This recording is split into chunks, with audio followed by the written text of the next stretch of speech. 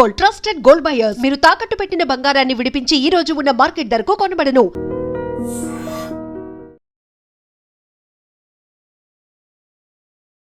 నమస్కారం, welcome to I dream. ధర్మ మార్గం విత్ విజిత కార్యక్రమానికి స్వాగతం.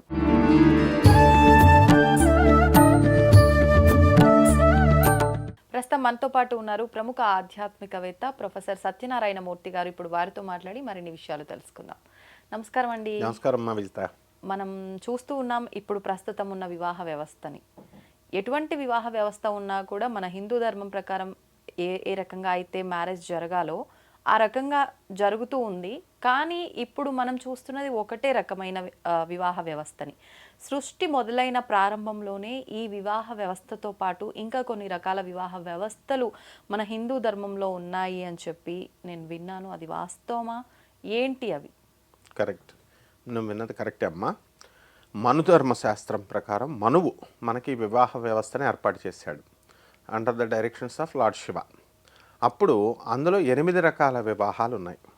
ఒకటి దైవం, తర్వాత 2 ఆర్షం, మూడవది బ్రాహ్మం, తర్వాత ప్రాజాపత్యం. ఈ 4 శ్రేష్టమైనటువంటి వివాహ వ్యవస్థలు. తర్వాత అసురం, తర్వాత గాంధర్వం, రాక్షసం, పైశాచికం. ఈ 4 వివాహాలు కూడా ఉన్నాయి. మనము ఫస్ట్ వివాహానికి వద్దాం. ఆర్ష సాంస్కృతి వైభవం అంటాం కదా. ఆర్షంలో ఏంటంటే ఈ వివాహంలో కన్యాదాత తండ్రి వస్తాడు. పెళ్ళికొడుకు దగ్గర నుంచి 2 ఆవులు తీసుకుంటాడు, అమ్మాయిని ఇస్తాడు. ఇది మొదటి పద్ధతి. బ్రాహ్మం ఏంటంటే ఒక యోగ్యుడైనటువంటి విద్యా సంపత్తి కలిగినటువంటి వ్యక్తికి కన్యాదాత అంటే అమ్మాయి తండ్రి వెళ్ళి తాంబూలం అది ఇచ్చి మా అమ్మాయిని చేసుకో అని అమ్మాయిని ఇస్తాడు. ఇది బ్రాహ్మం. రెండవది దైవం ఏంటంటే ఈ యొక్క యజ్ఞయాగాదులు చేస్తున్నటువంటి ఋత్వికులు ఉంటారు కదా, వాళ్ళకు కూడా ఈ కన్యాదాత వెళ్ళి మా అమ్మాయిని చేసుకోమని చెప్పి ఇస్తారు. ఇది 3వ రకం. ఇలాగే ప్రాజాపత్యం ఇవన్నీ వెళ్తాము. మనము దుష్యంతుడు శకుంతలది విన్నాం. గాంధర్వ వివాహం వాళ్ళది. అంటే రింగ్ తొడుగుతాడు, మ్యారేజ్ ఇస్ ఓవర్. సో అటువంటి వివాహాలు ఇప్పుడు కూడా జరుగుతాయి. మనకి ఎంగేజ్మెంట్ అయినట్టుగా లెక్క అంటారు కదా. గాంధర్వ వివాహం ఇప్పుడు కాలక్రమేణా దేశకాలమాన పరిస్థితులను బట్టి మారుతాయి కదా. అప్పుడు ఆ ring engagement is half marriage. ఇప్పుడు ప్రీ వెడ్డింగ్లు వచ్చేసినాయి కదా. ప్రీ వెడ్డింగ్లు వచ్చినాయి, ప్రీ శోభనాలు వచ్చినాయి, ప్రీ పెళ్ళిళ్ళు వచ్చినాయి. సో ఫోటోలు వీడియోలతో తీసుకుంటూ ఎవ్రీథింగ్ అంటే సెంట్రల్ ఇప్పుడు మనకి సుప్రీంకోర్టే సైటేషన్ ఇచ్చింది. వివాహ వ్యవస్థలో మార్పులు వచ్చేసినాయి. ఎలా వివాహము వాళ్ళు ఎలా చేస్తున్నారంటే ఈ గతంలో వివాహము అనేది ప్యాట్రియార్చీని బట్టి వచ్చింది. ఏమని వచ్చింది? పేరెంట్ ఆఫ్ ద అమ్మాయి అతను లీడ్ తీసుకుంటాడు. లీడ్ తీసుకొని ఇతర గ్రూపులు ఇతర కులాలు రాకుండా ఉండడం కోసం ఫాదర్స్ ఇన్వాల్వ్ అయ్యి తనకు కావలసినటువంటి కులాన్ని, తనకు కావలసినటువంటి రిలీజియన్ని, తనకు కావలసినటువంటి సాంప్రదాయాన్ని, ట్రెడిషన్ని తీసుకొని చేసేవారు. ఇది పెద్దలు ఇన్వాల్వ్ అయ్యేవారు, అమ్మాయికి అబ్బాయికి కూడా.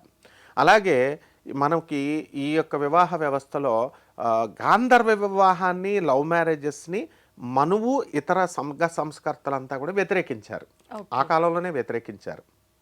ఇకపోతే ఈ వివాహ వ్యవస్థ అనేటటువంటి దాన్ని ఇన్ఫ్లుయెన్స్ చేసేది ఏంటంటే మతం ఇన్ఫ్లుయెన్స్ చేస్తుంది, కులం ఇన్ఫ్లుయెన్స్ చేస్తుంది, ట్రెడిషన్ సాంప్రదాయం ఇన్ఫ్లుయెన్స్ చేస్తుంది, అండ్ మోడర్నిటీ ఇన్ఫ్లుయెన్స్ చేస్తుంది. అంటే ఆనాడే మోడర్నిటీ ఉంది, ఆధునికత, యువతకి స్వేచ్ఛనిచ్చారు. స్వయంవరం ఇప్పుడు మనం చెప్పినటువంటి స్వయం వివాహాల్లో ఒకటైనటువంటి స్వయంవర వివాహాల్లో రాముడు సీత ఇద్దరు వధువుకే ఎక్కువ ఇంపార్టెన్స్ ఉంటుంది. అందువల్లనే ద్రౌపది ఏం చేసింది, స్వయంవరంలో కర్ణుడిని నువ్వు కులం తక్కువ వాడివి, నువ్వు సూతపుత్రుడివి, నేను నిన్ను చేసుకోను అని అనిపించేలా కృష్ణుడు మాయ చేస్తాడు.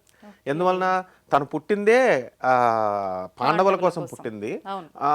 ఇది డైవర్ట్ అవుతోంది. డైవర్ట్ అవుతున్నప్పుడు కన్ఫ్యూజన్ స్టేట్లో ఉంది. ఎవరు దీన్ని కొట్టేయగలిగేటటువంటి మనగాళ్ళు 3. ఒకటి మత్స్యేంద్ర ఛేదన, ఒకటి కృష్ణుడు, 2 కర్ణుడు, 3 అర్జునుడు. సో కృష్ణుడు తన చెల్లి కాబట్టి పక్కకు తప్పుకున్నాడు. ఈయన కర్ణుడు వచ్చాడు. సో ఈమె హెల్ప్లెస్గా ఉంది, పెళ్ళి నీది, మీ నాన్న కాదు స్వయంవరం ప్రకటించింది, నువ్వు ఆడపిల్లకి నీకు స్వతంత్ర అభిప్రాయాలు ఉన్నాయి, నువ్వు ఏం చేయదలుచుకున్నావో చేసుకో, నీ ఇష్టం, మరి నువ్వు పుట్టింది జీవితం ఒక లక్ష్యం కోసమే అని చెప్పి గుర్తు చేస్తాడు కృష్ణుడు. చెప్పగానే I don't want to marry you అని కర్ణుడిని చేస్తుంది. కర్ణుడు విత్డ్రా అయిపోతాడు. అప్పుడు అర్జునుడు వచ్చాడు. సో ఆ విధంగా రాముడు సీత శ్రీరామచంద్ర ప్రభు యొక్క క్వాలిటీస్ అంతా కూడా, వరుల యొక్క క్వాలిటీస్ అంతా కూడా అక్కడ తమ కూతురు యొక్క క్వాలిటీస్ అంతా వివరిస్తాడు అక్కడికి వచ్చినటువంటి స్వయంవరంలో. ఎవరికి ఇష్టమైన వాళ్ళు వాళ్ళ మాల వేసుకుంటుంది ఆ అమ్మాయి, వాళ్ళు పెట్టిన టెస్ట్ పాస్ అవ్వాలి. సో కాలక్రమేణా ఏమైపోయిందంటే అమ్మాయిల డిమాండ్స్ ఎక్కువైపోయినాయి. అమ్మాయిల డిమాండ్స్ ఇప్పుడు చదువు, ఎకనామిక్ లిబర్టీ వచ్చింది. ఆ తర్వాత అమ్మాయిని నా స్త్రీ స్వాతంత్ర అర్హతి అని చేసేసారు. ట్రెడిషనల్గా అమ్మాయిని బంధించేశారు. ఎలా అంటే చిన్నప్పుడేమో తండ్రి సంరక్షణలో ఉంటుంది, వివాహమైన తర్వాత భర్త సంరక్షణలో ఉంటుంది, వార్ధక్యం వచ్చిన తర్వాత పిల్లల సంరక్షణలో ఉంటుంది.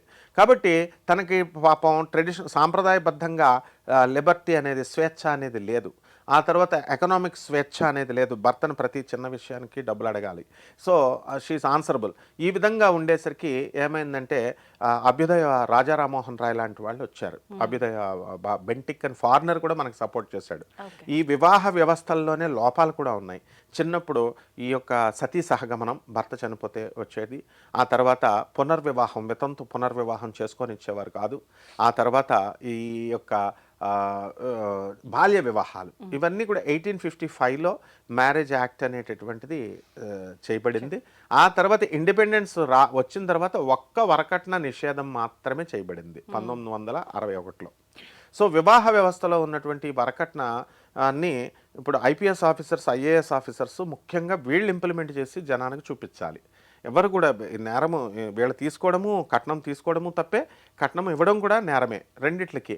సో ఈ విధంగా మరి వాళ్ళు ఆదర్శవంతంగా ఉండాలి కాబట్టి అందరూ కూడా ఆదర్శంగా చేయడం కోసం ఈ యొక్క మ్యారేజ్ వ్యవస్థని వీళ్ళు అమెండ్ చేసుకుంటూ, కరెక్ట్ చేసుకుంటూ రావాల్సిన బాధ్యత మందే అనమాట.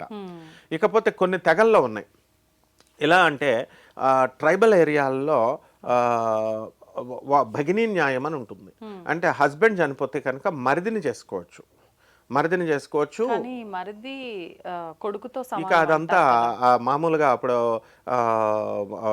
అందుకనే అన్నాను ట్రైబల్ క్లాన్లో. ఎందువలనంటే ట్రైబల్స్లో ఎలా ఉంటుందంటే ఈ యొక్క అప్పర్ క్యాస్ట్లను వదిలేసేయండి. అప్పర్ క్యాస్ట్లోకి వెళ్ళేసరికి అడ్వాన్స్మెంట్ ఉంటుంది. సో అక్కడ కావాల్సింది ఏంటంటే అప్పుడు గుంపులో ఒక క్లాన్, ఒక వంశం, ఒక డైనాసిటీ, ఆ వంశంకు హక్కులు ఉంటాయి, భూములు ఉంటాయి. ఆ హక్కులు, ఆ భూములు మళ్ళీ వీళ్ళు వాళ్ళపైన ఆధిపత్యం రావాలి. కాబట్టి దీనికోసం మరిదిని చేసుకోవడం ఇలాంటివన్నీ కూడా సాంప్రదాయాలుగా వచ్చినాయి. అసలు ఈ మ్యారేజ్ వ్యవస్థ అనేది ఎందుకు వచ్చింది అని అంటే 3 ధర్మాలు చేయడం కోసం వచ్చింది. ఒకటి ఏంటంటే ధర్మం, 2 ప్రజ, 3 రతి. అంటే ధర్మబద్ధంగా సంతానాన్ని కనాలి. అంటే మెయిన్ ఆబ్జెక్ట్ ఒక వివాహ వ్యవస్థ అనేది ఎందుకనంటే సంతానం కలగడం కోసమే. ప్రజ అనేటటువంటిది ప్రజలు ఆతిథ్యం ఇవ్వాలి, అభ్యాగతులు ఇంటికి వచ్చినటువంటి వాళ్ళకి అందరికీ కూడా గృహస్థ ధర్మంలో ఉండి బంధువుల్ని అందరినీ చూసుకోవాలి కాబట్టి ప్రజ. అండ్ ధర్మబద్ధంగా మనకి ధర్మార్థ కామ మోక్షాలు అంటాం కదా, ఈ పురుషార్థాలను సాధించడం కోసం ఏర్పడింది. అసలు ఈ వివాహ వ్యవస్థను మొట్టమొదటిగా స్థాపించింది పరమేశ్వరుడు. మనందరం కూడా ఒక కొండల మీద నివసించే వాళ్ళం. కొండల మీద నివసించేటప్పుడు అప్పుడు జ్ఞానం లేదు. అప్పుడేమైందంటే ఈ పెళ్ళి వివాహ వ్యవస్థ లేకుండా ఎవరికి నచ్చిన వాళ్ళతో వాళ్ళు ఉంటుంటే అల్టిమేట్గా గర్భిణి అయినటువంటి స్త్రీ తన పుట్టినటువంటి సంతానాన్ని తిను మాత్రమే పెంచాల్సి వచ్చేది. మగవాడు మళ్ళీ వేరే వాళ్ళతో వెళ్ళిపోయేవాడు. సో అల్టిమేట్ బర్డెన్ అమ్మాయి అవుతుంది. కాబట్టి పెద్దలంతా కూర్చొని పరమేశ్వరుడు ఏం చేశాడంటే ఈ వివాహ వ్యవస్థను బంధించాడు. మోనోగామి, ఇందులో రూల్ ఏంటంటే మోనోగామి అంటే ఒకళ్ళనే పెళ్లి చేసుకోవాలి. కానీ పాలిగామస్గా తయారైంది బైగామి. అందువల్లనే సెక్షన్ 495 వచ్చేసింది. 495 ప్రకారం రెండవ పెళ్లి ప్రయత్నిస్తున్నా అరెస్ట్ చేయొచ్చు. 494 రెండవ వివాహం బైగామి యాక్ట్ ప్రకారం అరెస్ట్ చేయొచ్చు. అంటే ఇవన్నీ కూడా స్త్రీలకు అనుకూలంగానే మహర్షులు పెట్టారు పెద్దవాళ్ళు. ఎందుకంటే స్త్రీ కొంచెం బలహీనురాలు, ఈ అబ్బాయి అనేటటువంటి వాడు కొంచెం బలంగా ఉంటాడు కూడా, వాడు ఎలాగైనా బ్రతకగలుగుతాడు అని. సో ఇలా ఈ వివాహ వ్యవస్థలో మనకి ఈ యొక్క మరిదిని చేసుకోవడము, సంతానోత్పత్తి ధర్మబద్ధంగా వెళ్ళడము ఇవన్నిటికి కూడా ఉన్నాయి. అందువల్లనే పురాణాల్లో మనం తీసుకున్నప్పుడు పేరెంట్స్కే మనము ఇచ్చేస్తాం. అయితే ఇప్పుడు ఆధునిక కాలం వచ్చేసరికి మాకు ఈ పెళ్ళొద్దురా బాబు అని చెప్పేసి యువత ఏం చేస్తుందంటే మేము చేసుకోమంటున్నారు ఇప్పుడు. అసలు మాకు వద్దు, మ్యారేజే వద్దు అని. ఎందువల్లనంటే కాలక్రమేణా ఇప్పుడు ఎఫినిటీ ఉండాలి. ఒక అమ్మాయికి ఒక అబ్బాయికి తనంటే ప్రేమ ఉండాలా, ఎఫినిటీ అంటే ఆ వాలిపోవడం అనేటటువంటి నేచర్ ఉండాలి. అది ఎవరు చూస్తున్నారు? ఎఫినిటీ చూడడం వల్ల. అందువల్ల mutual attraction, mutual confidence and mutual respect ఉండాలి ముగ్గురు మీద. పరస్పర అవగాహన, పరస్పర గౌరవము, పరస్పర ఆకర్షణ, పరస్పర కాన్ఫిడెన్స్, నమ్మకం అనేది ప్రధానం. కేవలము ఇప్పుడు ఎవరు చెప్తున్నా ఆర్థిక స్వేచ్ఛ, ఆర్థిక స్వాతంత్రం ఆడపిల్లలకు వచ్చిందని ఆడపిల్లలు ఏదో చీట్ చేస్తున్నారని అంటున్నారు, కానీ 99% ఆడపిల్లలు ఎప్పుడు కూడా చీట్ చేయరు. 1% ఎక్కడైనా పరిస్థితులు బాగాలేనప్పుడు పాపం ఇతరులతో చెప్పింది వినాలి కాబట్టి ఆ విధంగా వాళ్ళు వాళ్ళ ఫాదర్స్ చెప్పో లేకపోతే వాళ్ళ బ్రదర్ల యొక్క ఇన్ఫ్లుయెన్స్, వాళ్ళ అమ్మాల యొక్క ఇన్ఫ్లుయెన్స్ వల్ల డైవర్స్కి వెళుతున్నారు. బట్ ఆడపిల్ల ఎప్పుడు కూడా జెన్యున్గానే ఉంటుంది. అండ్ ఈ యొక్క మగవాళ్ళ దగ్గరికి వచ్చేసరికి ఏమవుతుందంటే ఫోకస్ ఎక్కువ అవుతాడు. ఎప్పుడైతే ఫోకస్ వచ్చినప్పుడు బాహ్య ఆకర్షణలు ఉంటాయి. ఈ బాహ్య ఆకర్షణలు తట్టుకొని వీళ్ళు సంసారం చేసుకోవాలి. ఎప్పుడైనా సరే ఇద్దరు ఫ్రెండ్స్ మధ్య థర్డ్ పర్సన్ వస్తే ఎలాగైతే గొడవలు వస్తాయో వివాహాల వ్యవస్థలో ఇప్పుడు ఉన్నటువంటివి అవే జరుగుతుంది. ఆ థర్డ్ పర్సన్ తల్లి అవ్వచ్చు, తండ్రి అవ్వచ్చు. వివాహమైన తర్వాత 1 year లోపల ఎక్కువ మ్యాక్సిమం నెంబర్ ఆఫ్ డైవర్సెస్ అనేటటువంటివి కౌంట్ అవుతాయి. మిగతా ఈ 1 year దాటిపోతే ఒక 4-5 years దాటిపోతే మెచ్యూరిటీ వచ్చేస్తుంది. అండ్ మ్యారేజ్ ఏజ్ అప్పుడు ఎంత ఉండేది? 21 and 18 అనమాట. సో ఇది సరిపోదు. ఇప్పుడు చాలా మంది లేట్ మ్యారేజెస్ అంటున్నారు, కానీ ఆఫ్టర్ 30 మ్యారేజ్లు చేయాలి. ఎందువలనంటే మ్యారేజెస్ అనేటటువంటిది కేవలం సంతానోత్పత్తి. Marriage is a part of life. Malla Reddy గారు మనకి ఆయన ఏమని చెప్తారంటే, నేను పాలు పోసి చక్కగా బోళ్ళంత సంపాదించిన తర్వాత నేను చేశాను, మీరందరూ 40 వచ్చిన తర్వాత చేసుకోండి అమ్మా అని సరదాగా స్టూడెంట్స్ అందరినీ మినిస్టర్ గారు ఓపెన్ ప్రతిసారి చెప్తారనమాట. ఆడపిల్లలకైనా మగపిల్లలకైనా వీళ్ళు నవ్వుకుంటారు కూడా స్టూడెంట్స్, కానీ ఆయన వాస్తవం చెప్తున్నారు. ఎలా అంటే ఫుల్ మెచ్యూరిటీ రావాలి. మెచ్యూరిటీ రావాలంటే అప్పుడే ఈ యొక్క థర్డ్ పర్సన్ ఇన్వాల్వ్మెంట్ అనేటటువంటిది రాదు. తల్లి చెప్పింది, తండ్రి చెప్పింది ఆలోచించుకుంటుంది స్వతంత్రంగా. అందువలన ఈ విధంగా లవ్ మ్యారేజెస్ అనేటటువంటివి ఈ విధంగా డామినెన్స్ అయింది. అండ్ మనము ఈ యొక్క అరేంజ్డ్ మ్యారేజెస్ అనేటటువంటి దానికి డిమైజ్, ఒక శాశ్వతంగా సమాధి చేస్తామని చెప్పచ్చు. మా ఫ్యూచర్లో ఇప్పుడు ఎలా ఉంటుందంటే యువత ఇప్పుడు పర్సంటేజ్ పెరిగిపోయింది. మేము చేసుకోం బాబాయ్, మాకు పెళ్ళిళ్ళు అంటే భయం అనేసి వచ్చేస్తుంది అనమాట. సో డెఫినెట్గా ఇది కూడా ఆహ్వానించదగినటువంటి విషయమే. చాలామంది కాంట్రవర్సీగా ఏమంటారంటే అది వాళ్ళ ఇష్టం. అది ఇప్పుడు వివాహం అనేది ఒక పార్ట్ ఆఫ్ లైఫ్. సో వాడికి అవసరమైనప్పుడే చాలామంది ఏమంటారు, 60 సంవత్సరాలు వచ్చిన తర్వాత, లేట్ మ్యారేజ్ వయసు వచ్చిన తర్వాత అరే ఒక తోడు లేదే అని అనుకుంటారంటున్నారు. నో. ఎందువల్లంటే ఒంటరిగా పుట్టాము, ఒంటరిగా మనం పోయేటప్పుడు ఆ స్టామినా మనం ఇవ్వాలి. సొసైటీకి మనం ఎప్పుడు కూడా ఎడ్యుకేట్ చేస్తూ ఉండాలి. దీని గురించి ఎకనామిక్ లిబర్టీ ప్రతి ఒక్క వ్యక్తికి కూడా. ఈవెన్ నేను దీంట్లో బలంగా ఒక విషయం చెప్పగలను.